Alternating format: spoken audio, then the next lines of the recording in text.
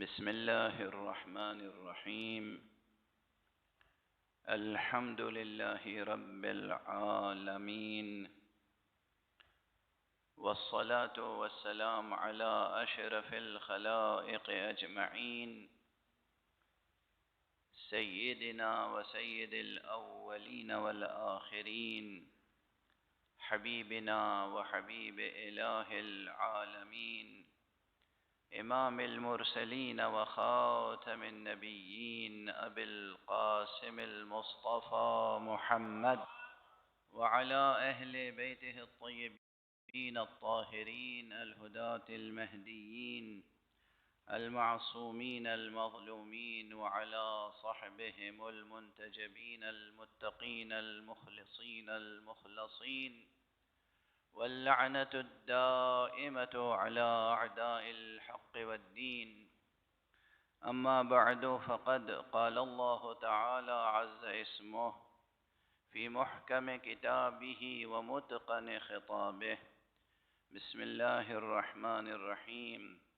إن الذين يخشون ربهم بالغيب لهم مغفرة وأجر كبير.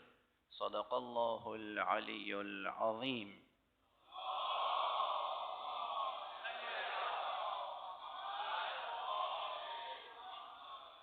ایک اور بلند تر صلوات.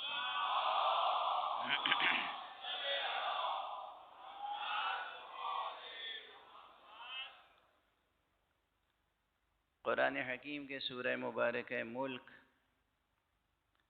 کی 12ویں آیت ہماری تعلیمی اور تربیتی ضرورت کی تکمیل کر رہی ہے، اور ہم مکتب حسینی میں، مدرسہ حسینی میں، تربیت گاہ حسینی میں بیٹھ کر اپنے وجود کی تعمیر کی کوشش کر رہے ہیں۔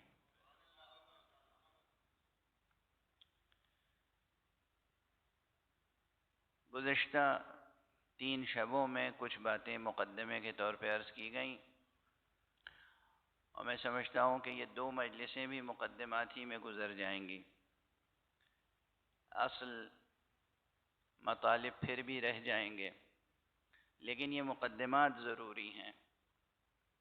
جب تک سیڑھی صحیح طور پر آپ طے نہ کریں، اس وقت تک آپ چھت پہ تو نہیں پہنچ سکتے۔ تو وہ سلم، عربی میں سیڑھی کو سلم بھی کہتے ہیں، اور عربی میں سیڑھی کو معراج بھی کہتے ہیں۔ معراج سیڑھی کو بھی کہتے ہیں۔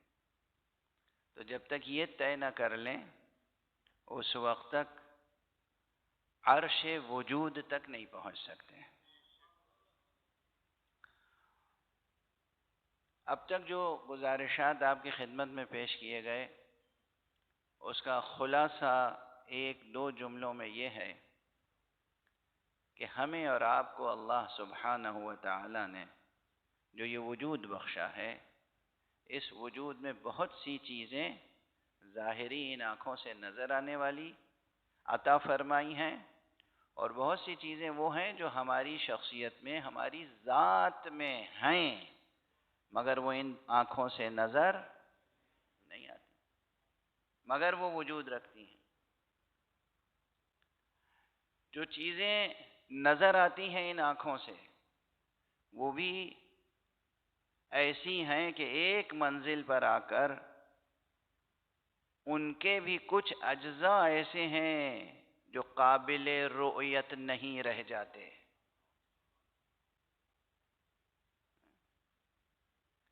ہمارے یہ اعضاء کے جو تنہا سیلز ہیں، ایک واحد، وہ آج تک کسی سائنٹسٹ نے اپنی آنکھوں سے دیکھا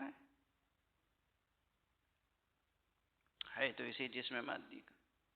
اچھا، ایٹم کے اندر سب ایٹمک پارٹیکلز، یہ جو مادی دنیا ہے، الیکٹرانز، اب یہ جو تازہ ترین تھیوریز آئی ہیں، کوانٹم تھیوری اور اسٹرنگ تھیوری اور مختلف تھیوریز آئی ہیں. یہ یہاں تک پہنچ گئی ہے بات کہ ہم الیکٹران کو تو نہیں دیکھ پاتے، بس اس کی موومنٹ کا احساس ہو جاتا ہے کہ کہاں سے گزرا ہے.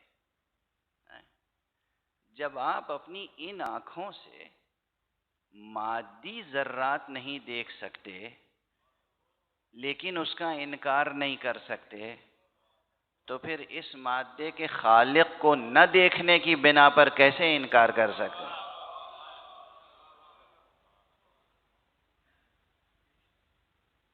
بھئی مادہ ہے موجود، کوئی سائنسداں انکار کرے گا؟ نہیں کر سکتا. جب مادہ دیکھا ہے آپ نے، ہاں نظر آ رہا ہے یہ سب مادہ ہی مادہ تو ہے. زمین، پہاڑ، سمندر، درخت، انسان، حیوان، سب مادی پیکر تو نظر آ رہے ہیں. اچھا، اسی مادی پیکروں کی تحقیق میں آپ خوردبین کا استعمال کر کے ان کے سب سے چھوٹے جز تک پہنچنے کی کوشش کیجئے، تو وہاں آ کے ہوگا کہ بھائی اب اس سے آگے ہم دیکھ نہیں سکتے. اس سے آگے دیکھ نہیں سکتے مگر انکار نہیں کر سکتے. دیکھ نہیں سکتے مگر انکار پھر بھی نہیں کر سکتے. کیوں نہیں انکار کر سکتے؟ اس لیے کہ اس کی حرکت کے آثار نظر آ رہے ہیں. تو عقل انسانی پہنچی وہیں پر کہ اگر آثار نظر آ رہے ہیں تو آثار سے مؤثر کا اقرار کیا جا سکتا ہے. چنانچہ یہ پوری کائنات بھی تو کسی کے وجود کے آثار میں ہے، اس کا کیسے انکار کر سکتے؟ یہ جملہ زبان پر آ گیا تو میں نے عرض کر دیا، اس لیے کہ آج کل الا ماشاء اللہ پوری دنیا میں ایک یلغار ہے الحاد کی، یعنی ملحد بنانے کی تحریک چل رہی ہے. مسلمان اور مسیحی یہ دونوں مذاہب میں تحریکیں تبلیغ کی تھیں اور ہیں اب بھی. مسیحیت بھی تبلیغ میں بلیو کرتی ہے، پریچرز ہیں، پریسٹ ہیں، ان کے علماء ہیں، ان کے پادری ہیں، ان کی مشنریز ہیں، وہ تبلیغ کرتے ہیں مذہب کی قربتاً الی اللہ کہ انسان کو نجات کے قابل بنا دیں. مسلمان بھی تبلیغ کرتے ہیں، توحید کی تبلیغ. اب ماشاءاللہ اس سے بھی زیادہ بڑھ کے، اس سے بھی زیادہ ایگریسو انداز میں الحاد کی تبلیغ ہو رہی ہے کہ جناب خدا نہیں ہے. اور اس میں دنیا کے بڑے بڑے اکیڈمیشنز، بڑے بڑے پروفیسرز وہ ماشاءاللہ پارٹیسپیٹ کر رہے ہیں. چونکہ یہ تحریک زور و شور سے چل رہی ہے، دن بدن اس میں اضافہ ہو رہا ہے، اس لیے ہمارے ممبروں سے بھی یہ ضروری ہے کہ ہم زیادہ سے زیادہ توحید حق صمدی پر گفتگو کریں. اس لیے کہ اگر توحید ہی نہیں سالم رہ جائے گی تو پھر نبوت کہاں باقی رہے گی، اور جب نبوت نہیں رہے گی تو پھر ولایت کہاں باقی رہے گی. اصل الاصول توحید حق صمدی ہے. اس لیے زیادہ سے زیادہ توحید کے مباحث اور مسائل پر گفتگو کی ضرورت ہے. نبوت پہ بھی گفتگو ہو، ولایت پہ بھی گفتگو ہو، اور یہ گفتگویں تو سب ایک دوسرے سے اس طرح متحد ہیں کہ ممکن نہیں ہے کہ آپ توحید پہ گفتگو شروع کریں اور ولایت تک نہ پہنچیں، اور ممکن نہیں ہے کہ آپ ولایت پہ گفتگو شروع کریں اور توحید تک نہ پہنچیں. بہرحال اب یہ اس ضمن میں یہ جملے میری زبان پر آ رہے ہیں کہ کل گفتگو اس مرحلے میں پہنچی تھی کہ یہ جو خشیت کا رشتہ ہے ہم سے اور خدا کے درمیان، ہمارے اور خدا کے درمیان خوف کا، خشیت کا، تقوی کا جو رشتہ ہے، یہ رشتہ بغیر آگہی کے اور بغیر علم کے نہیں ہونا چاہیے.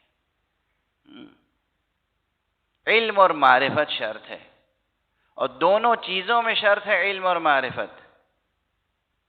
ڈریں تو علم کے ساتھ، اور محبت کریں تو علم کے ساتھ۔ کسی چیز سے خوف کھائیں تو معرفت کے ساتھ، اور کسی چیز کو چاہیں تو معرفت کے ساتھ۔ تو معرفت اور علم کا قدم ہمیشہ درمیان میں رہے گا ناگزیر طور پر، اگر ہمیں انسانی زندگی بسر کرنی ہے، حیوانی زندگی کی بات نہیں ہے۔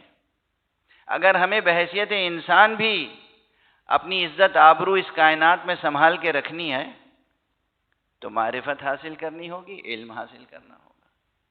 اگر بحیثیت انسان سے ذرا اور اوپر بڑھے اور بحیثیت مسلم اور بحیثیت مومن اپنی شناخت قائم کرنے کی فکر ہوئی، تب بھی علم اور معرفت کا قدم درمیان میں رہے گا۔ اچھا، یہ جب علم و معرفت کا قدم درمیان میں آتا ہے نا، تو یہ ایک حکیمانہ اصول ذہن میں رکھیے گا ہمیشہ۔ یہ ایک فلسفیانہ اساس، بنیاد، پرنسپل ہے ایک، یہ یاد رکھیے گا۔ کیا؟ کہ علم میں جمود نہیں پیدا پایا جاتا۔ العلم یأبی الجمود، علم میں کبھی جمود نہیں ہوتا، یعنی علم ٹھہرتا نہیں ہے کبھی ایک سطح پر۔ علم میں مسلسل ترقی ہوتی ہے۔ بالکل ویسے ہی جیسے نور کی کرنیں، اگر ان کے سامنے کوئی رکاوٹ نہ آئے تو ان کا سفر کوئی روک نہیں سکتا۔ یہ روشنی کی کرنیں جو ہیں یہ کہیں نہیں رکتی۔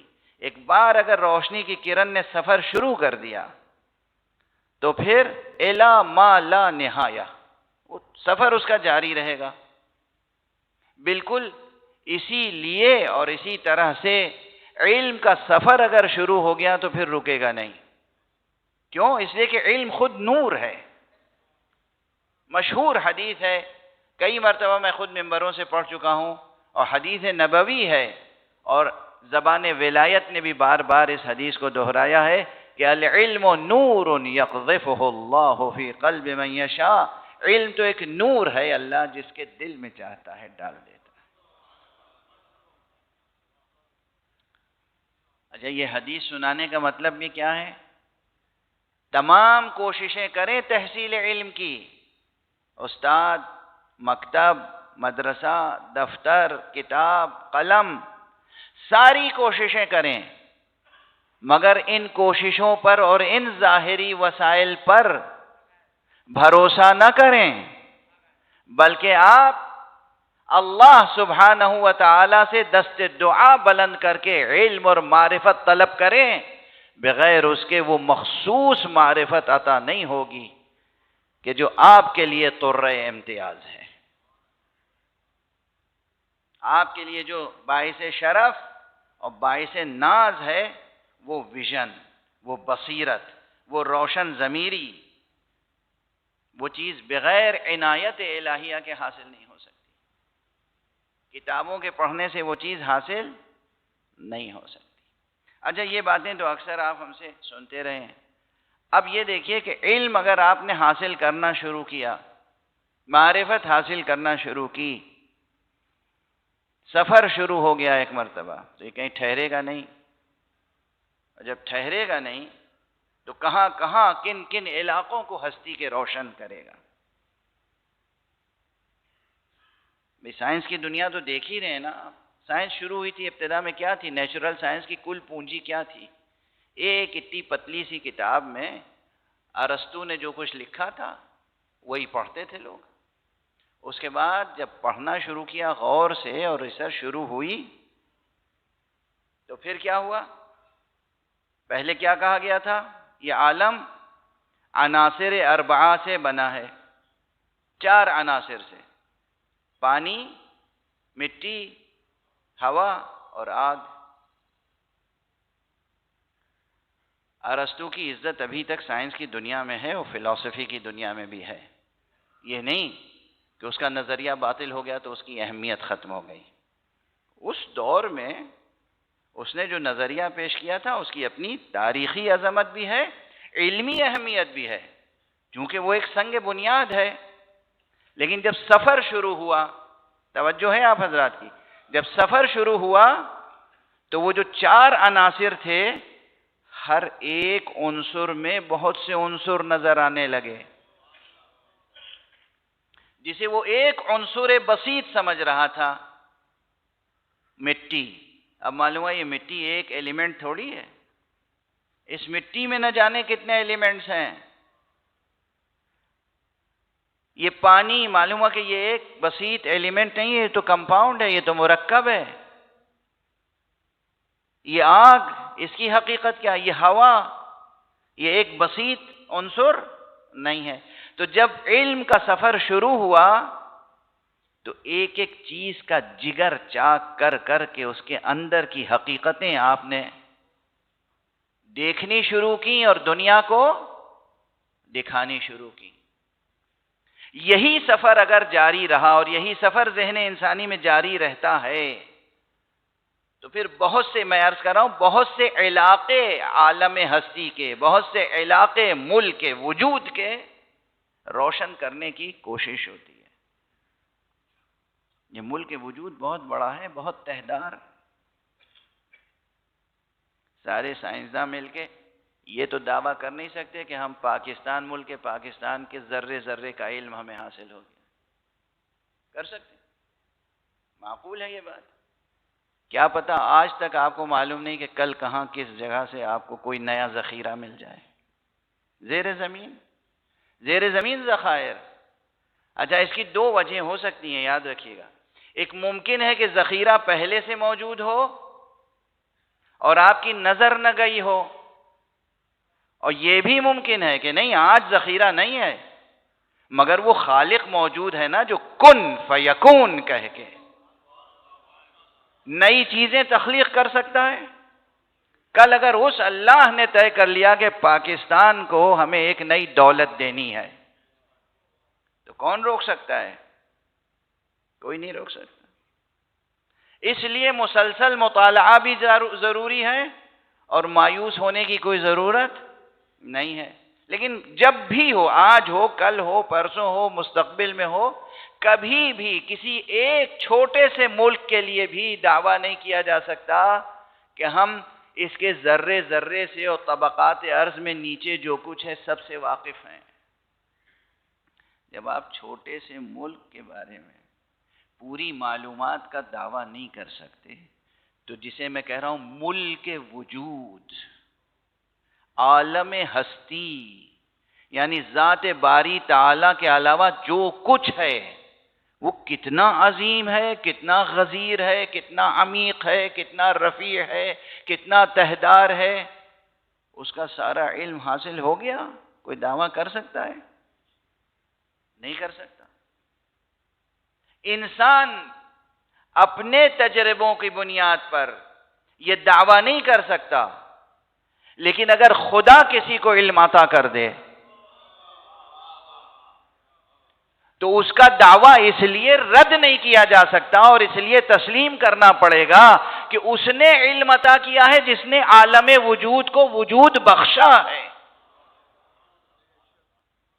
اگر وہ علم عطا کر دے اور جسے وہ علم عطا کر دے، اس کے علاوہ کسی میں یہ جرأت نہیں ہو سکتی کہ جو کہے سلونی سلونی قبل ان تفقدونی، مجھ سے پوچھو، ادھر ادھر کیا پھٹک رہے ہو؟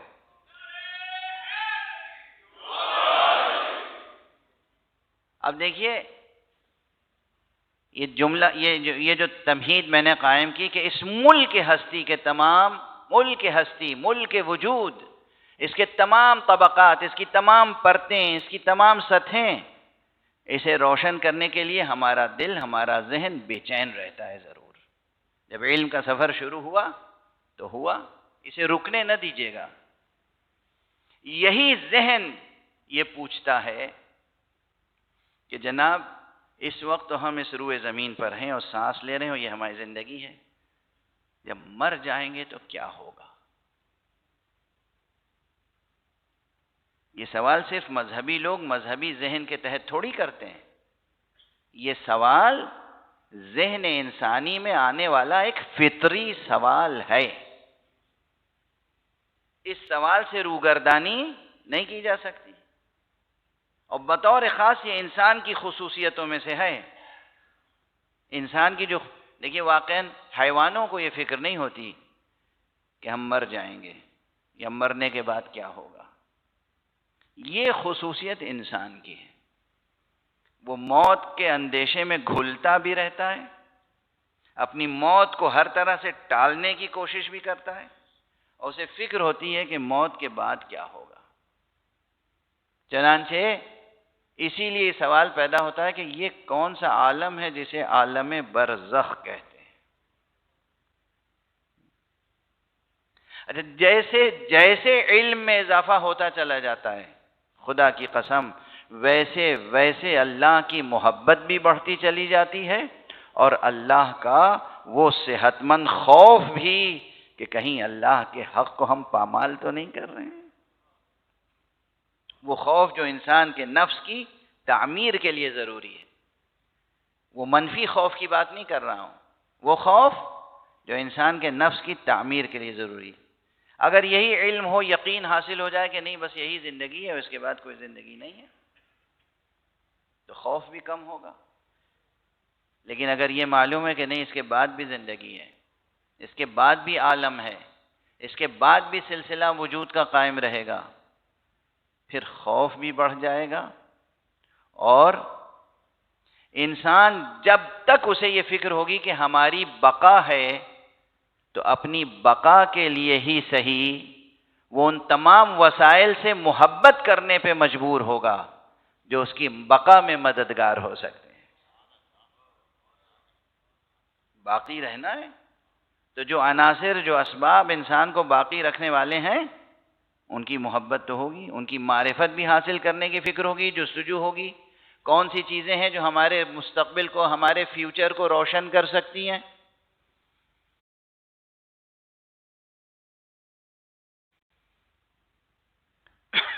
ایک صلوات پڑھ دیجیے محمد.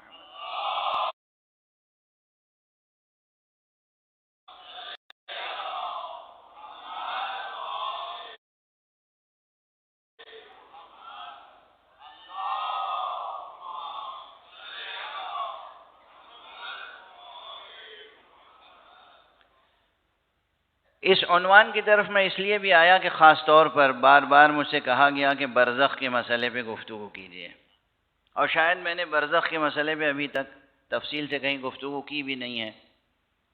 یہ مسئلہ ہے اہم، غیر اہم نہیں ہے، بہت اہم ہے. لیکن آج اور کل 2 دن رہ گئے ہیں یہاں پر، تو شاید ان 2 دنوں میں پوری بحث ہو بھی نہ پائے. میں فشردہ عرض کر دوں. ایک بات تو یہ پہلے ہی نوٹ کر لیجئے تاکہ بہت زیادہ گھبراہٹ نہ ہو، پریشانی نہ ہو، مایوسی نہ چھا جائے،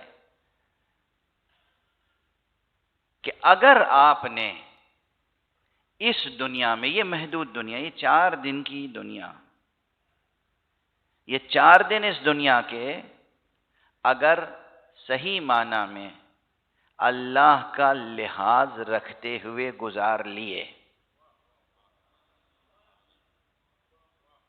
تو پھر وہ جو برزخ ہے اور آخرت ہے اور جنت ہے، وہ جہاں تک ابد الآباد تک زندگی ہے نا، سمجھیے اس کا بیمہ ہو گیا، اس کا انشورنس ہو گیا. آپ بے خوف ہو جائیے. تو اصل تو مسئلہ یہ ہے کہ یہ جو سامنے زندگی ہے نا، اسے بسر کرنے کا سلیقہ آ جائے، اور اتنا منصفانہ ہو کہ انسان حقیقت پسند ہو، توہم پرست نہ ہو. بہت سے لوگ مذہب کے نام پر عوام الناس کو توہم پرست بنا دیتے ہیں. اسلام و قرآن کا سب سے بڑا کمال یہ ہے کہ انسان کو توہم پرستی سے بچاتا ہے. حقیقت پرست بنیے، زمیں کو زمیں اور فلک کو فلک سمجھ لے تو انسان ہے رشک ملک. حقیقت پسندی ہونی چاہیے. زمین کو آسمان نہ کہیے، آسمان کو زمین نہ کہیے. سمجھ گئے آپ؟ یہ ایک مضمون، یعنی ہر شے جو جتنی ہے اسے اتنی ہی کہیے، نہ اس سے کم نہ اس سے زیادہ. اگر یہ روش ہماری فکر کی ہو گئی، عموماً مبالغیں قرآن مجید میں منع کیا گیا ہے. یا اہل الکتاب لا تغلو فی دینکم، اے اہل کتاب تم اپنے دین میں غلو نہ کرو. اور آقا رسول اللہ صلی اللہ علیہ وآلہ وسلم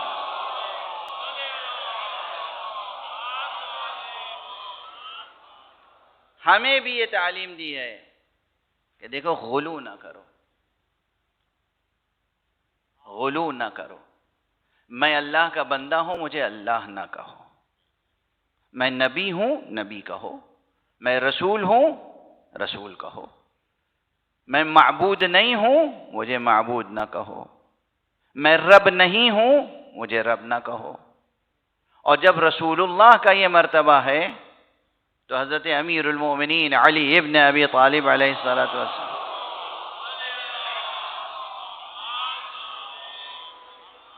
جن کا یہ ارشاد موجود ہے کہ انا عبد من عبید محمد، میں تو محمد کے غلاموں میں سے ایک غلام ہوں. امیر المومنین علی ابن ابی طالب علیہ السلام کے مراتب بہت زیادہ ہیں، عقل بشری میں نہیں آ سکتے، مگر ان تمام کمالات اور فضائل اور مناقب اور اوصاف اور نعوت کے ساتھ آپ کا مرتبہ یہ ہے کہ وہ مخلوق ہیں، خالق نہیں ہیں. وہ مربوب ہیں، رب نہیں ہیں. یہ یاد رکھیے گا. یہ جو علی رب کہنے کی روش قائم ہو گئی ہے نا، علی اللہ، علی رب، نہ علی اللہ ہیں نہ علی رب ہیں. ایک چیز صحیح ہے، علی مولا ہیں، علی حق ہیں. علی حق ہیں اور علی مولا ہیں. یہ دو اسماء ایسے ہیں کہ اللہ کا نام بھی حق ہے اور علی کا نام بھی حق ہے، اور اللہ کا نام بھی مولا ہے اور علی کا نام بھی مولا ہے. اب اگر اس میں اشتراک خود اللہ نے یہ اعزاز دیا ہے تو علی سے یہ اعزاز کوئی چھین نہیں سکتا، اور چھینے گا تو پھر اپنی عاقبت خراب کر لے. بہرحال الحدیث ذو شجون، بات سے بات نکلتی چلی جا رہی ہے. میں تو عرض صرف یہ کر رہا تھا کہ جب انسان حقیقت پسندی کے ساتھ گفتگو کرے، جو چیز جیسی ہے اس کو ویسی ہی سمجھیے، یہ علم کا تقاضا ہے. تو یہ دنیا آپ کے سامنے ہے. کل مولا آقا امام حسن مجتبی علیہ السلام کی حدیث میں نے آپ کی خدمت میں عرض کی تھی.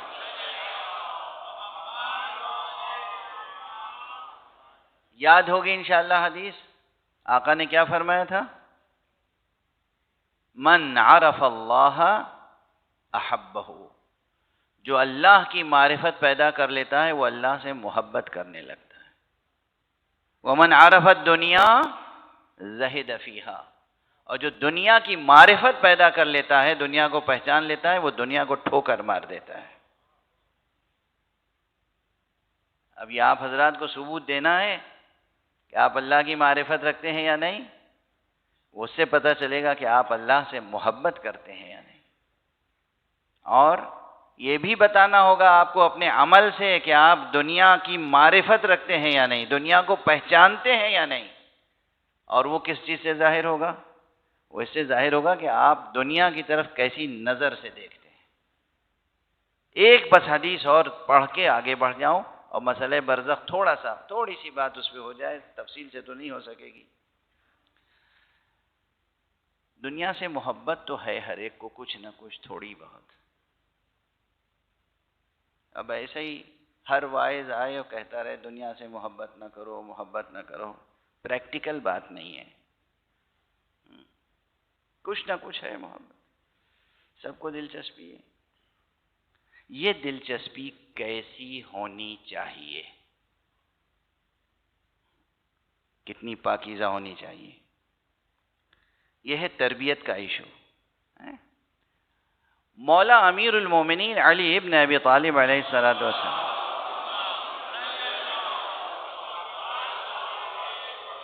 امام المتقین، متقین کے امام، قائد الغر المحجلین، روشن جبینوں کے قائد، زاہد، زہد میں بے مثال، خود دنیا کی مذمت اٹھتے بیٹھتے کرتے رہتے تھے، اور اعلان فرما دیا تھا کہ ہم نے دنیا کو طلاق دے دی ہے، 3 طلاقیں دی ہیں، جس کے بعد رجوع ممکن نہیں ہے۔ رجوع ممکن تو ہے 3 طلاق کے بعد بھی اگر کوئی حلالہ آ جائے بیچ میں، لیکن جسے علی نے طلاق دی ہو اس کے لیے کون حلالہ مل سکتا ہے؟ ایسا کون مرد پیدا ہو گیا؟ ایسا کون مرد پیدا ہو گیا؟ ممکن نہیں ہے۔ اچھا، وہی امیر المومنین جنہوں نے دنیا کو 3 طلاقیں دیں، ان سے ایک صاحب نے جا کے کسی کی شکایت کی، مولا یہ دنیا کی محبت ہے اس کے دل میں۔ دیکھیے جواب کیا دیا، کہا ویحک الدنیا کالام للرجل ولا یلام الرجل علی حب امہ۔ ارے یہ دنیا تو انسان کے لیے ماں کی مانند ہے، اور کوئی اپنی ماں سے محبت کرے تو اس کو ملامت کی جاتی ہے، اس کی سرزنش کی جا سکتی ہے۔ زاویہ دیکھا آپ نے؟ ماں انسان کے لیے، دنیا انسان کے لیے ماں کی مانند ہے، اور ماں سے کس کو محبت نہیں ہوتی؟ یہ کون کہہ رہا ہے؟ خود امیر المؤمنین جن کا لقب ہے ابو تراب، ہمارے بابا یہ کہہ رہے ہیں کہ یہ دنیا کی منزلت انسان کے لیے ماں کی سی ہے، اور اگر کوئی اپنی ماں سے محبت کرے تو اسے ملامت نہیں کی جاتی۔ جواز بھی فراہم کر دیا، لیکن اس تشبیہ میں، اس تمثیل میں، اس مثال میں یہ بات بھی بتا دی کہ دنیا کو دیکھو تو کس نظر سے دیکھو۔ دنیا سے محبت کرو تو کیسی پاکیزہ محبت ہونی چاہیے؟ ماں کی محبت کیسی ہوتی ہے؟ کتنی پاکیزہ، منزہ، پاک اور مقدس۔ ایک صلوات پڑھ دیجئے محمد۔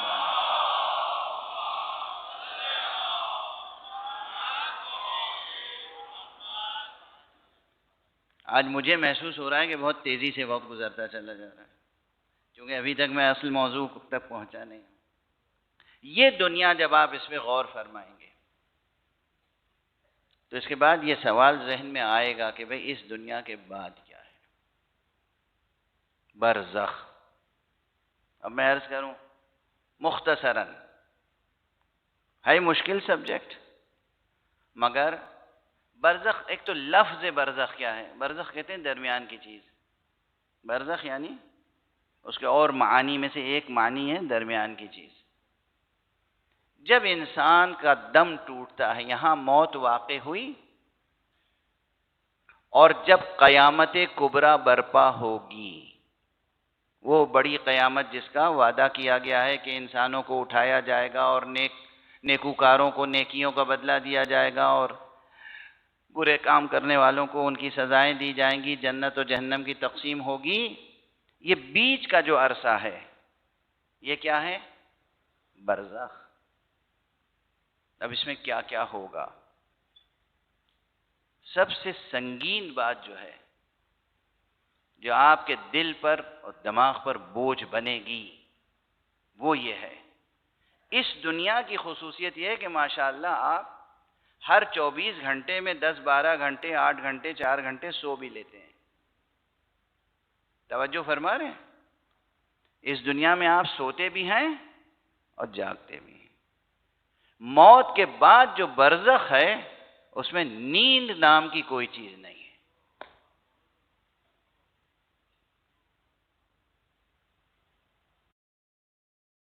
یہ مجاز ہے جو کہتے ہیں کہ موت کی نیند سو گئے۔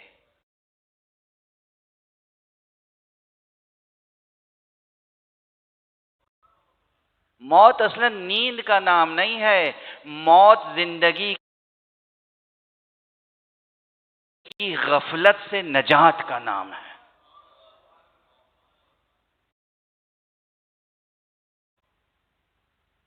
زندگی کے نشے میں سرشار ہیں، آخر آخرت سے غافل ہیں، وہ موت آ کے اس غفلت کو دور کر دیتی ہے،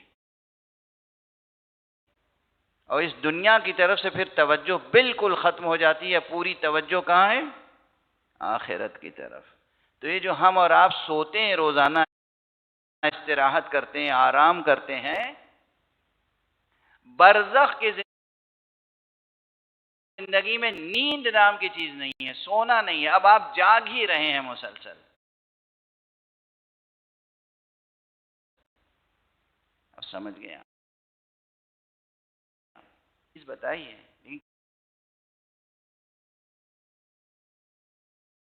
کتنی سنگین ہے یہ،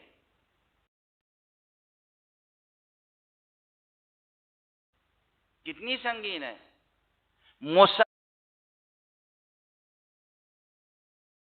مسلسل بیداری، تو اس بیداری کے لیے کوئی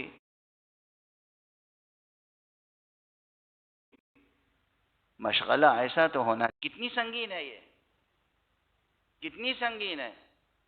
مسلسل بیداری، تو اس بیداری کے لیے کوئی مشغلہ ایسا تو ہونا چاہیے کہ خود بیداری ہی عذاب نہ بن جائے۔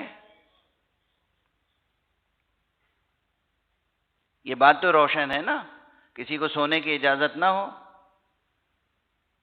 جاگتا رہے، بیداری ہی عذاب نہ بن جائے۔ مسلسل بیداری، تو اس بیداری کے لیے کوئی مشغلہ ایسا تو ہونا چاہیے کہ خود بیداری ہی عذاب نہ بن جائے۔ یہ بات تو روشن ہے نا، کسی کو سونے کی اجازت نہ ہو، جاگتا رہے، تو جاگنے کے لیے کوئی نہ کوئی شغل کر لیتا ہے، بے کوئی کتاب اٹھا لی، مطالعہ کر رہے ہیں، کوئی جناب والا آپ نے ٹیلی ویژن کھول دیا، اس پہ نیوز دیکھ رہے ہیں۔ ہم تو نیوز ہی تک ہیں، آپ حضرات کچھ اور بھی دیکھ سکتے ہیں، کھیل دیکھ رہے ہیں، میچ دیکھ رہے ہیں، کسی صورت سے جس کا جو ذوق ہو اپنے ذوق کے مطابق۔ کوئی شاعر ہے، قلم کاغذ لے کے بیٹھ گیا، شعر نازل ہو رہے ہیں، شعر کہہ رہا ہے۔ کوئی اور کریٹیویٹی کرنا چاہتا ہے، قلم کاغذ لے کے بیٹھ گیا، معلوم افسانے لکھ رہا ہے، ناول لکھ رہا ہے، کتاب لکھ رہا ہے۔ کوئی شغل ہے جاگنے کے لیے۔ اب وہاں جو مسلسل بیداری ہے، اس کے لیے ابھی سے ذوق کی تربیت ہونی چاہیے کہ ہم وہاں ہوں گے تو کیا کریں گے، کیسے گزرے گا وقت، اور کتنا طویل وقت ہے، موت سے لے کر قیامت تک۔ خدا کی قسم، عزاداران حسینی آپ کے دل کو خوش کرنے کے لیے نہیں کہہ رہا ہوں، لیکن خدا کی قسم یہ مجلسی ذوق آپ کو وہاں بھی مدد کرے گا۔ ذکر خدا، ذکر محمد، ذکر علی، ذکر حسین کرنے کا اگر ذوق ہے تو وہ بیداری اسی شکل میں گزر جائے گی۔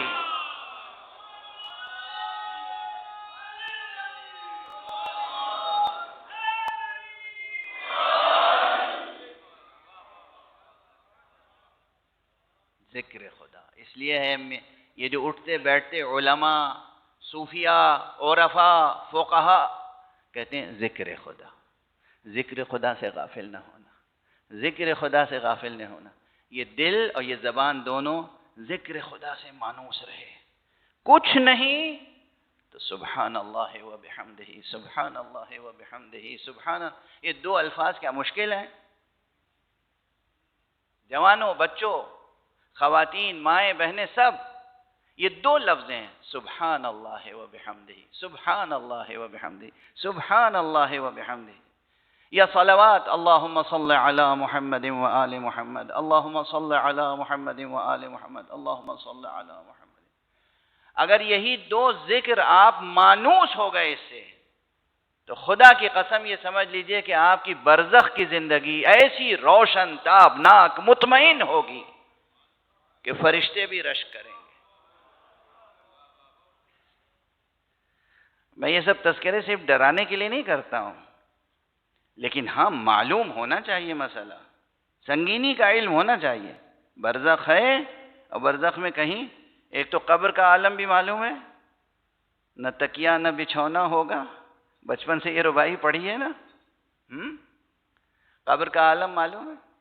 اور برزخ کا عالم، کوئی نیند نہیں، کوئی استراحت نہیں، کوئی خواب نہیں، کوئی ریسٹ نہیں، بیداری ہی بیداری ہے. یہ جو بیداری ہے اگر معمور رہے ذکر خدا سے، معمور رہے ذکر مصطفیٰ سے، معمور رہے ذکر امیر المومنین علی ابن ابی طالب علیہ. تو بہت ہیں، وقت گزر گیا. میری گھڑی آگے بڑھتی چلی جا رہی ہے شاید نہیں. بہرحال اب ایک دو باتیں اور عرض کر دوں. بات یہاں تک آ گئی ہے تو باقی باتیں انشاءاللہ کل گزارش کر سکوں گا تو کروں گا. یہ چیز یقینی ہے. اچھا اب یہ میں نے ایسے ہی کہہ دیا. اب اگر بالکل ایکیڈمک انداز میں گفتگو ہوتی نا اور میرے پاس اور چند روز ہوتے تو میں عرض کرتا کہ یہ کیوں کہہ رہا ہوں، اس کی دلیل کیا ہے، سائنٹیفک دلیل کیا ہے، فلسفیکل ایویڈنس کیا ہے، قرآنی دلیل کیا ہے، حدیثی دلیل کیا ہے. یہ سب سوالات ہیں نا. یہ سب آپ کو حق ہے کہ سوال کریں اور مجھ پہ فرض ہے کہ میں جواب دوں. لیکن اس وقت یہی عرض کر رہا ہوں کہ یہ فقیر قرآنی آیات، حدیث، ارشادات پیغمبر، ارشادات معصومین اور ساتھ میں حکمت اور فلسفے کی بنیادوں پر یہ تمام چیزیں مطالعہ کرنے کے بعد، اور ایک دو دن کا مطالعہ نہیں ہے، کم سے کم پچھلے 40 سال کے مطالعے کے بعد آپ کے سامنے یہ عرض کر رہا ہوں طالب علمانہ ذمہ داری کے ساتھ کہ یہ نیند اسی دنیا تک ہے. اس کے بعد برزخ میں سونا نصیب نہیں ہوگا. اس عالم کے شؤون میں نیند نہیں ہے، بیداری ہی بیداری ہے. لیکن یہ جو بیداری ہے پھر جیسے ہی قبر میں رکھا جاتا ہے کوئی مردہ، مجھے لفظ مردہ اچھا نہیں لگتا مگر بہرحال کہنا پڑتا، تو فرشتے آتے ہیں. فرشتے آتے ہیں اور یہ سوال کرتے ہیں تمہارا رب کون ہے، تمہارا نبی کون ہے، تمہاری کتاب کون سی کتاب ہے، تمہارا امام کون ہے، رہبر کون ہے. اگر جواب مل گیا صحیح تو ایک روایت میں کیا ہے ذرا یہ بھی سن لیجئے. ایک روایت میں یہ ہے کہ وہ پہلے ایک کھڑکی کھولتے ہیں جہنم کی. یہ سب سننے کے بعد اور اس سے ایسی گرم ہوا آتی ہے کہ الامان الحفیظ، انسان پریشان ہو جاتا. وہ کھڑکی کھولی، کہا دیکھو اگر تم نے صحیح جواب نہ دیا ہوتا تو قیامت کے قائم ہونے تک تمہارا ٹھکانہ یہاں تھا، اور یہ کہہ کے بند کر دیتے ہیں. اور اس کے بعد دوسری کھڑکی کھولتے ہیں جنت میں، کہیں گے یہ مقام ہے تمہارا، مگر یہ ملے گا قیامت کے بعد. وہ بھی کھڑکی بند ہو گئی. اب اس کے بعد آپ کا وقت گزرنا ہے، لیکن وہاں بھی بعض الطاف الہیہ شامل حال رہتے ہیں، کیونکہ آپ نے صحیح جواب دیا، آپ کا ایمان ہے اللہ پر، قرآن پر، مصطفیٰ صلی اللہ علیہ وآلہ وسلم پر.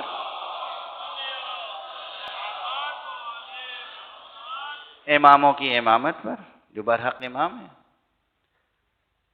تو وہاں سے آپ کے اختیارات کچھ اور رہتے ہیں. کیا اختیارات ہیں؟ قید والی زندگی نہیں ہے. اگر واقعاً انسان مومن ہے تو بڑی سہولتیں ہیں. وہ جنت میں پہنچنے سے پہلے بھی بڑی سہولتیں ہیں، مایوس نہ ہوئیے گا. یہاں تک ہے کہ برزخی زندگی میں ایک مومن دوسرے مومن سے ملاقاتیں بھی کرتے ہیں. اب آج کل کے سو کالڈ ویسٹرن کیپٹلزم کے بنائے ہوئے سماج میں جو آپ کا کلچر بن گیا ہے، جس میں ایک دوسرے کو سلام بھی نہیں کرتا کوئی، پڑوسی کو پڑوسی کی خبر نہیں ہے، اگر ایسی وحشت زدہ زندگی بسر کرنے کے عادی رہے تو سوچئے برزخ میں کیا کیجیے گا. برزخ میں تو ایک مومن کو دوسرے مومن سے ملنے کی اجازت ہوگی. تو بھئی یہ کلچر، یہ تہذیب ابھی سے باقی رکھیے.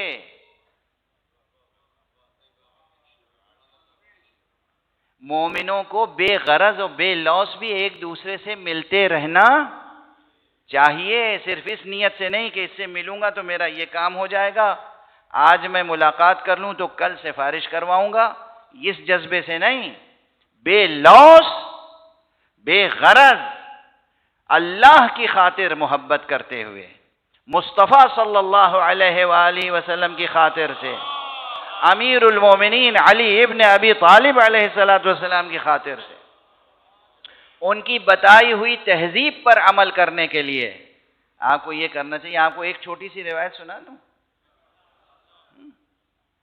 وہ روایت یہ ہے، ذرا دیکھیے گا اللہ کیسا کریم ہے، کیسا کریم ہے، خدا کی قسم، اللہ اکبر۔ ہم لوگ کس قدر گناہ کرتے ہیں، کتنی نافرمانیاں کرتے ہیں، کتنی غفلتیں، کتنی بھول، کتنی چوک۔ آقا رسول اللہ نے فرمایا کہ جب ایک مومن اپنے گھر سے نکلتا ہے کسی دوسرے مومن کی احوال پرسی کے لیے، صرف مزاج پرسی کے بھی بہت دن سے دیکھا نہیں ہے، یہ بندہ خدا ٹھیک ہے، صحت مند ہے، کہیں خدا نہ خواستہ مریض تو نہیں ہے، قربتاً الی اللہ، بغیر کسی غرض کے یہ جاتا ہے اس کے گھر، اس کی مزاج پرسی کا السلام علیکم، بھائی کہاں غائب ہیں آپ، جمعے میں نظر نہیں آ رہے ہیں، جماعت میں نظر نہیں آ رہے ہیں، مجلس میں نظر نہیں آ رہے ہیں، میں تو بس آپ کی مزاج پرسی کے لیے آیا ہوں، خدا حافظ، فی امان اللہ کہہ کے اپنے گھر واپس آئے، اتنا سا کام کیا۔ آقا رسول اللہ فرماتے ہیں اللہ اس وقت تک کہ اس کے تمام گناہ اس طرح بخش دیتا ہے جیسے وہ اپنی ماں کے پیٹ سے اسی وقت پیدا ہوا۔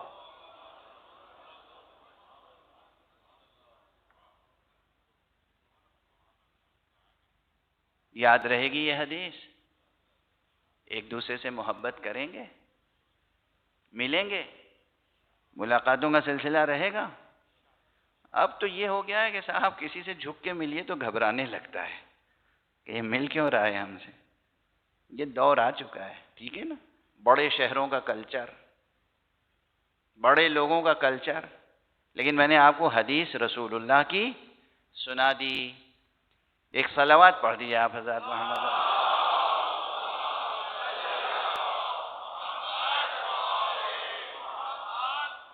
بس اب کافی وقت گزر گیا تو ایک روایت اور سنا دوں، ایک رسول پاک کی سنائی، ایک مولا علی علیہ السلام کی سنا دوں۔ ایک بلند صلوات پڑھیے محمد۔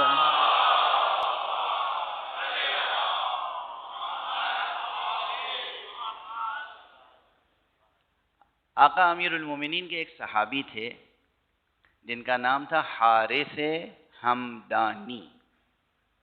بہت سے لوگ حارث حمدانی کہتے ہیں، یہاں میم پہ زبر نہیں ہے، حارث ہمدانی، اور بعض لوگ ان کے نام کے آگے بصری لکھ دیتے ہیں، بعض لوگ کوفی لکھ دیتے ہیں، بعض لوگ حوتی لکھ دیتے ہیں، وہ تو علم رجال کی اور تاریخ اور تذکرے کی بحثیں ہیں، لیکن یہ معمولی شخص نہیں تھے۔ حضرت حارث ہمدانی معمولی شخص، غیر معمولی شخص تھے، یعنی شیعہ علماء نے بھی اور غیر شیعہ علماء نے بھی ان کی شخصیت کے بارے میں جو الفاظ استعمال کیے وہ یہ العلامہ الامام۔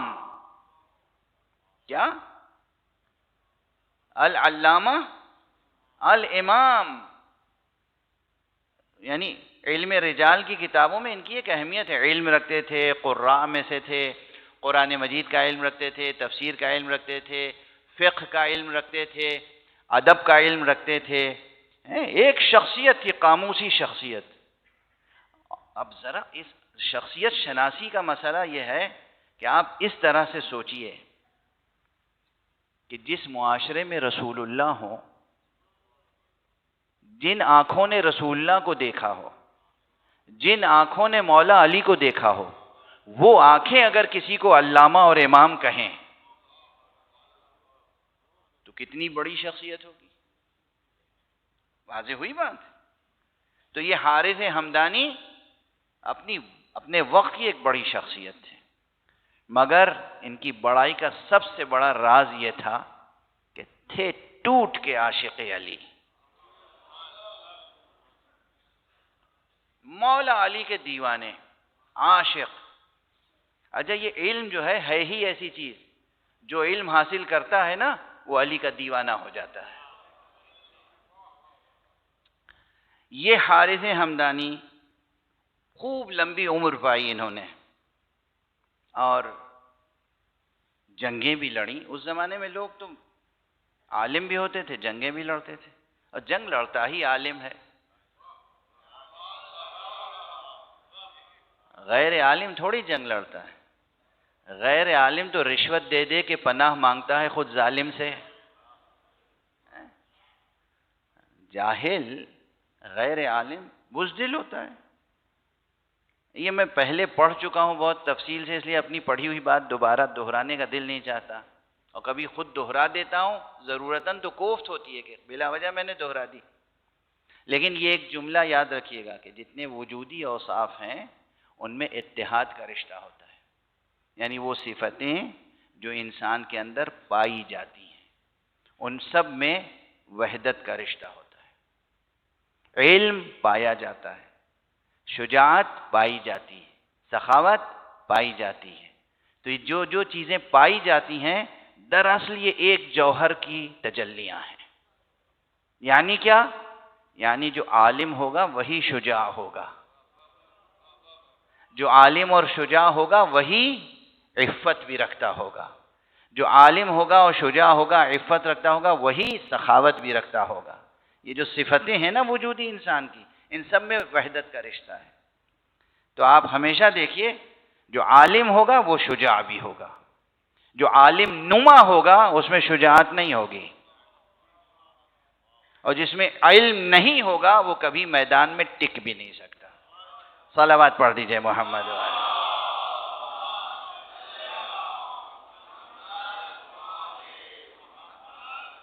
کسی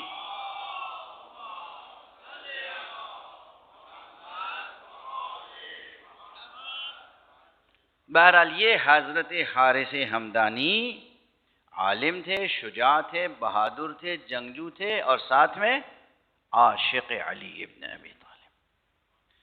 ان کے بڑھاپے کا زمانہ تھا، اتنے بوڑھے ہو گئے تھے کہ ان سے خود بغیر سہارے کے چلا نہیں جاتا تھا۔ ایک دن کوفے میں مولا امیر المومنین تشریف فرما تھے، اس جگہ جہاں آپ عمومی ملاقاتیں کیا کرتے تھے۔ دیکھا کہ حارث ہمدانی چلے آ رہے ہیں، دو چار لوگ ان کے ساتھ ہیں، ٹیکتے ہوئے، دیوار پکڑتے ہوئے، عصا لیے ہوئے، ایک ہاتھ عصا پر ہے، ایک ہاتھ دیوار پر ہے، اور پاؤں کو جیسے گھسیٹتے ہوئے آ رہے ہیں، بڑھاپے کا عالم۔ مولا امیر المومنین اٹھ گئے اپنی جگہ سے، کھڑے ہوئے اور دو قدم آگے بڑھ کے حارث کو معانقہ کیا، استقبال کیا، کہا حارث کس لیے آئے؟ آپ کی محبت علی، کوئی غرض نہیں ہے مولا، کوئی غرض نہیں، کوئی حاجت نہیں، بس آپ کا چہرہ دیکھنے کے لیے آئے۔ اندیشہ یہ ہے کہ اب میرا بڑھاپا آ گیا، مر جاؤں گا تو اس چہرے کی زیارت کیسے کروں گا؟ صلوات پڑھ دیجئے محمد۔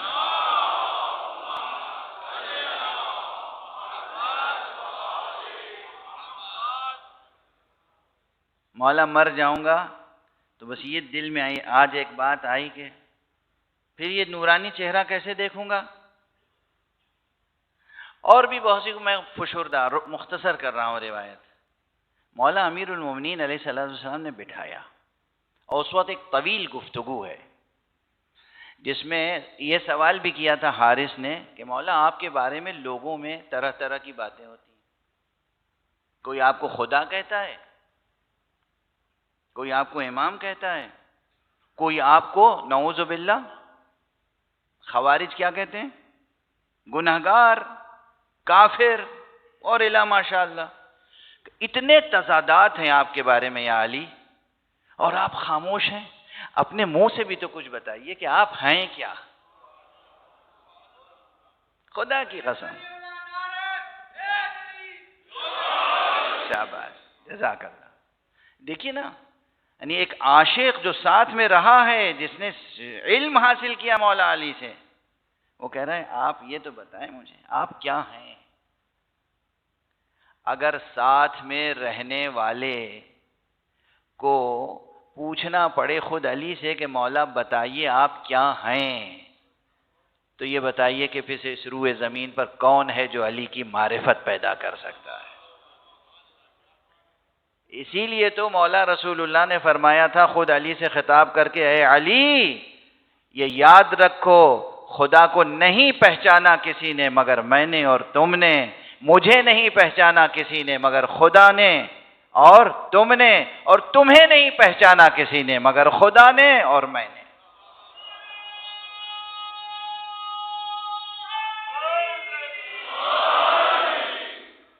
یہ صرف مبالغے کی باتیں نہیں ہیں، یہ شاعرانہ باتیں نہیں ہیں، ان حقائق پر ہر طرح کے براہین قائم ہیں، ہر طرح کی دلیلیں حجتیں قائم ہیں۔ علی کا مرتبہ، وہ ساتھ میں رہنے والا شاگرد کہہ رہا یا علی آپ کیا ہیں، اپنے منہ سے بتائیے، اپنی زبان سے بتائیے۔ اس موقع پہ جو مولا نے ارشاد فرمایا ہے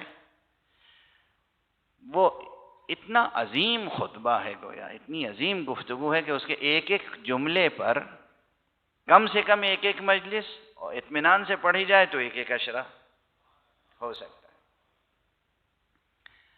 پڑھتا اس لیے نہیں ہوں کہ آپ لوگ نصیری نہ ہو جائیں، بلا سبب نصیری ہو جائیں گے۔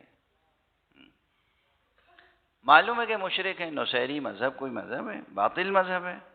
افتخار ہے ایک مسلم کا شیعہ ہونا، ایک مسلم کا افتخار ہے مسلم ہونا اور شیعہ ہونا۔ بہرحال وہ جملے جو آپ نے فرمائے اس کا ایک جملہ آپ کہی دوں پھر آگے بڑھوں۔ آپ نے جب اپنا تعارف کرانا شروع کیا تو کہا کہ اے حارث میں ہوں صدیق اکبر، میں نے رسول کی رسالت و نبوت کی تصدیق اس وقت کی تھی جب ابھی آدم آب و گل کے درمیان۔ ایک صلوات پڑھ دیجئے محمد۔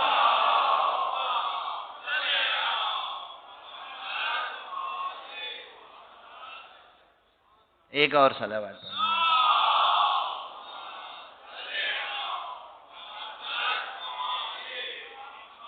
میں نے اس وقت تصدیق کی تھی، اس وقت تصدیق کی تھی جب آدم آب و گل کے درمیان تھے۔ ذرا بتائیے، نبی نے فرمایا میں نبی تھا اس وقت جب آدم آب و گل کے درمیان تھے۔ مولا علی فرما رہے ہیں کہ میں نے تصدیق کی تھی اس وقت جب آدم آب و گل کے درمیان تھے۔ اس کے معنی یہ ہے کہ جناب امیر المومنین نے صرف دعوت ذوالعشیرہ میں تصدیق نہیں کی ہے، اس وقت بھی انہی نے تصدیق کی تھی۔ اچھا جب علی کا نور تھا اور اس نے رسول کی رسالت اور نبی کی نبوت کی تصدیق کی، تو پھر اگر کوئی روایت ایسی پائی جائے کہ میں نے آدم کی مدد کی، نوح کی مدد کی، ابراہیم کی مدد کی، موسیٰ کی مدد کی، تو اس میں کس تعجب کی بات ہے؟ جو اس وقت تصدیق کر سکتا ہے اس کا نور مدد بھی کر سکتا ہے۔ ان تمام فضائل سے کہیں علی کی الوہیت ثابت نہیں ہوتی۔ جب ہم یہ پڑھتے ہیں تو لوگ کہتے ہیں دیکھیے خدا بنا دیا، یہ خدا بنا دیا۔ مجھ پہ الزام ہے کہ میں غالی ہوں۔ اچھا میں بھی ایسا مظلوم ہوں، ایک طبقہ مجھے مقصر کہتا ہے، ایک طبقہ غالی۔ یہ ایک الگ بات ہے، میں اپنے دفاع میں کچھ نہیں کہنا چاہتا، میں جو ہوں سو ہوں۔ الانسان مخبوء تحت لسان، انسان اپنی زبان کے نیچے پوشیدہ ہوتا ہے۔ اتنی ساری تقریریں کرتا ہوں آپ کے درمیان، اب آپ کو خود پہچاننا چاہیے کہ میں کیا ہوں۔ مجھے اپنے بارے میں کچھ کہنے کی نہ ضرورت ہے، نہ حاجت، نہ یہ میری روش ہے۔ جب یہ فضائل بیان کرتے ہیں ہم لوگ، جوانان عزیز غور سے سنیے گا، یہ اس طرح کی روایتیں تو لوگ کہتے ہیں غلو کرتے ہیں، غالی ہو گئے ہیں، مشرک ہو گئے ہیں، خدا کی خدائی کے برابر علی کو ٹھہرا دیا۔ اے سبحان اللہ، سبحان اللہ، کیا سوچ ہے، کیا روش ہے، کیا فکر ہے۔ انہی روایتوں میں اگر یہ کہا جائے کہ اللہ نے ایک ملک کو بھیجا آدم کی مدد کے لیے، ایک ملک کو بھیجا نوح کی مدد کے لیے، ایک ملک کو بھیجا ابراہیم کی مدد کے لیے، تو کوئی نہیں کہے گا غلو ہے. ملک کی جگہ علی کا نام آ گیا تو غلو ہو گیا.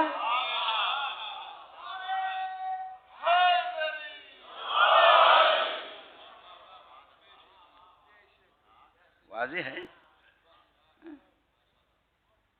کوئی غلو نہیں ہے اس میں. ہم علی کو خدا نہیں بنا رہے, علی علی ہیں, مگر وہ ہیں کہ جنہوں نے رسول کی اس وقت تصدیق کی تھی جب آدم آب و گل کے درمیان تھے. یہ ایک فقرہ تھا, آگے بڑھ جائیں جلدی سے. بات برزخ کی تھی, وہ رہ گئی بیچ میں. اور حارث ہمدانی نے سوال کیا کیا تھا؟ یا علی آپ کی محبت میں آیا ہوں, دل میں یہ الجھن ہے کہ آنکھیں میری بند ہو جائیں گی, مر جاؤں گا تو آپ کی زیارت کیسے کروں گا؟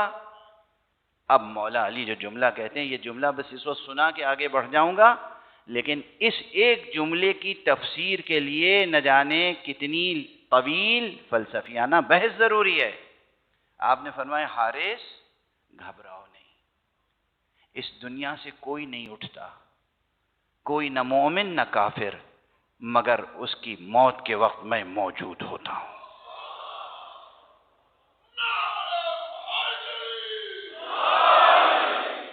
حارث میں تمہاری مدد کروں گا اور تم مجھے دیکھ کے مسرور ہوگے, تمہیں مسرتیں حاصل ہوں گی, خوشی حاصل ہوگی. مرتے وقت تم مجھے دیکھو گے, میں تمہاری مدد کروں گا. صراط کے وقت تمہاری مدد کروں گا, حوض کوثر پہ تمہاری مدد کروں گا. اور جب قیامت کبریٰ کی منزل ہوگی اور مقاسمے کا وقت ہوگا, یعنی جب میں تقسیم کر رہا ہوں گا, لوگوں کو جنت والوں کو جنت میں اور جہنم والوں کو جہنم میں بھیج رہا ہوں گا, اس وقت بھی میں تمہاری مدد کروں.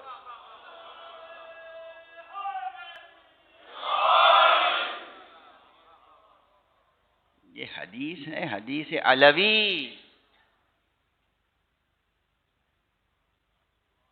خبردار جو اعتقاد میں کمی آئی, مولا علی سے سوئی کی نوک کے برابر بھی منحرف ہوئے تو انجام خراب ہو جائے گا. مضبوطی سے دامن علی جو تھامے گا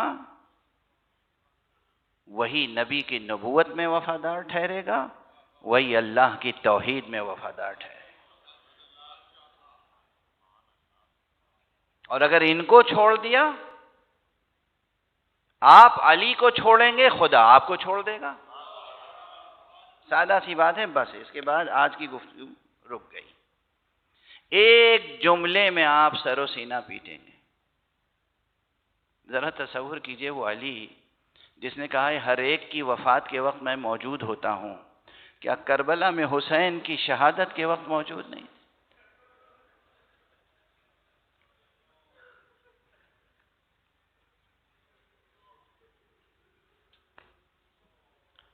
اور بس اپنے اپنے دل پہ, سینے پہ ہاتھ رکھ کے سوچئے, علی کھڑے دیکھ رہے ہیں,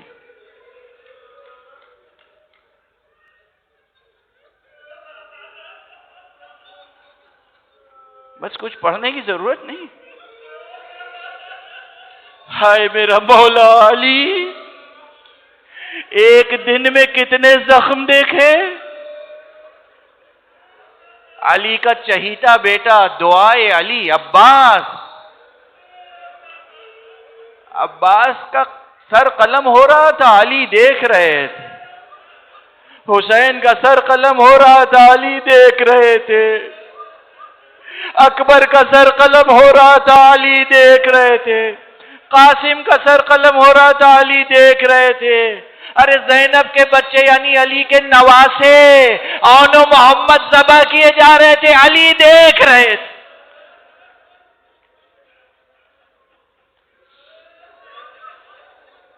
انا للہ. کوئی تصور کر سکتا ہے مظلومیت علی اور صبر علی؟ خدا آپ کو کسی غم میں نہ رلائے سوائے غم آل محمد. محمد کا غم ہے, یہ علی کا غم ہے, یہ حسن و حسین کا غم ہے, یہ بی بی فاطمہ زہرا کا غم ہے, یہ حضرت حجت امام وقت کا غم ہے, اس غم میں شرکت بھی سعادت ہے، جتنے بھی آنسو بہائیں کم ہے، حق گریہ ادا نہیں ہو سکتا۔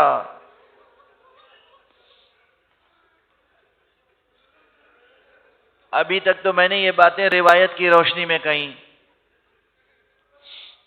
اب بہرحال اب بہت سی باتیں بانداز روایت کتب میں موجود ہیں اور آپ سنتے رہے ہیں۔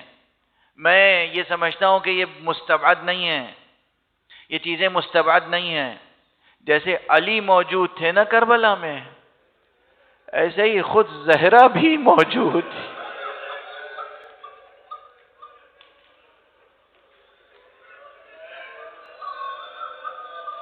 اب اسے کوئی شاعرانہ مضمون نہ سمجھے، یہ ایک حقیقت ہے، زہرا بھی موجود تھی۔ اب میں کیسے عرض کروں کس طریقے سے زہرا نے دیکھا ہوگا کہ حسین کے گلے پہ خنجر چل رہا۔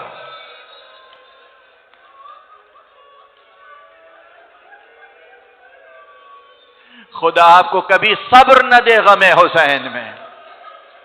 یہ آوازیں جو بلند ہیں اسی طرح بلند ہوتی رہیں ہمیشہ۔ یہ مصائب وہ ہیں جن میں صبر کا کوئی جواز نہیں ہے۔ حسین کا غم ہے، حسین کا، زہرا کا غم ہے، زہرا کا۔ سفر کی تاریخیں یہ جو آپ سنتے ہیں نا، میں اسے کوئی بعید نہیں سمجھتا۔ یہ ماں، یہ باپ جو کربلا میں موجود تھے، حکمت الہی تھی، مصلحت تھی۔ جب تک خاموش کھڑے دیکھتے رہے، لیکن جب شام غریباں آ گئی، دیکھا کہ زینب امتحان میں کامیاب ہو چکی ہے، تو مولا علی تشریف لائے۔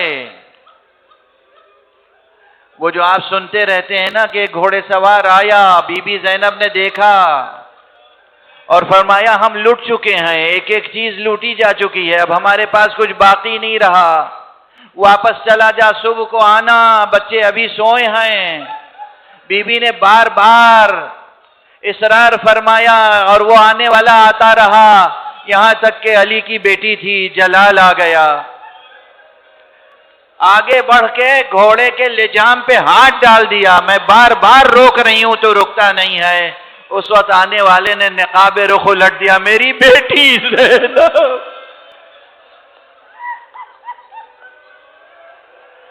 بیٹی میں علی ہوں، بیٹی تو امتحان میں کامیاب ہو گئی۔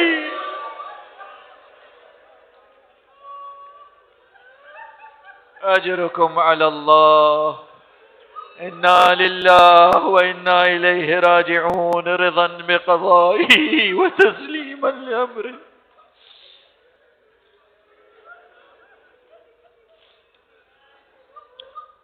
انا للہ و انا الیہ راجعون، رضا بقضائہ و تسلیما لامرہ۔ انا للہ و انا الیہ راجعون، رضا بقضائہ و تسلیما لامرہ۔ پروردگار ہمیں علوم قرآن اور معارف اہل بیت سے آشنا فرما۔ پروردگار ہماری قوم میں اتحاد، وحدت، یکجہتی، یکسوئی عطا فرما۔ پروردگار ہمارے بزرگوں اور جوانوں کو عشق اہل بیت سے سرشار فرما۔ پروردگار ہمیں توحید اور ولایت کی مضبوط رسی تھامنے کی توفیق عطا فرما۔ پروردگار ہمارے معاشرے کو، امت اسلامیہ کو تہذیب محمد و آل محمد کے سانچے میں ڈھال دے۔ پروردگار ہمارے درمیان جو مرجعیات رشیدہ ہیں، جو مراجع کرام ہیں، ان کو اپنی خاص حفظ و امان میں رکھ۔ پروردگار مقام معظم رہبری آیت اللہ خامنئی کو اپنی خاص حفظ و امان میں رکھ۔ پروردگار روئے زمین پہ جہاں بھی ظلم ہو رہا ہے، ظلم کا نام و نشان مٹا دے۔ معبود پروردگار ہمیں توفیق و قوت عطا فرما کہ ہم ظلم کے مقابلے میں ڈٹ کے کھڑے ہو سکیں، اپنی بساط بھر جو حق ہے ادا کر سکیں۔ پروردگار اپنے ولی آخر کو اذن ظہور عطا فرما اور ان کے ہاتھوں سے اپنی رحمت و رافت و عدالت کا پرچم لہرا۔